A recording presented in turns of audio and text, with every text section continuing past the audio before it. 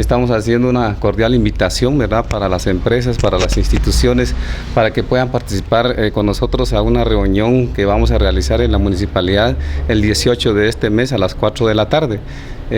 Con la intención de que ellos también puedan participar en este evento tan importante que tenemos programado, ya que el Día Internacional del Agua nosotros precisamente vamos a tener un evento tan importante como es la carrera por el agua. Entonces creemos de que como instituciones de gobierno y no de gobierno y la misma municipalidad, pues nosotros somos muy conscientes, ¿verdad?, de que todos tenemos que participar porque el agua es vida, y precisamente nosotros pues estamos ya coordinando esta actividad acá con todos los compañeros que integramos la red de agua y saneamiento para que desarrollar toda la agenda de trabajo que vamos a realizar, y nuevamente hacemos ya la invitación a las diferentes empresas que sabemos de que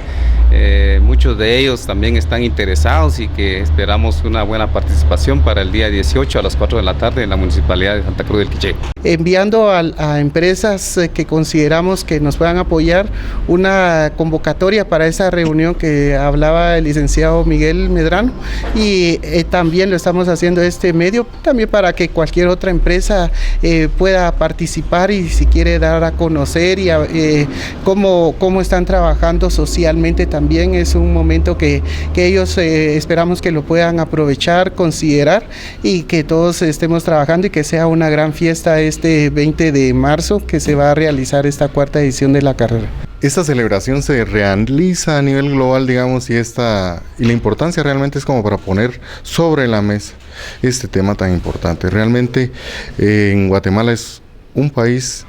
que tiene mucha riqueza de agua, pero también no tiene una ley de aguas. Y nosotros desde hace muchos años estamos buscando que la ley de aguas sea una iniciativa y también sea una realidad para el país, en primer lugar. Ya en el ámbito global, pues es importante hacer mención de que cada 3 segundos realmente se está muriendo un niño. Y esto es importante para la vida de nosotros como humanos, pues. Así que nosotros, para celebrar el Día Internacional del Agua, estamos invitando a que participen, sean los deportistas, sean también las empresas, sean las organizaciones o instituciones de gobierno. Realmente es importante tener en mente de que con la participación también hacemos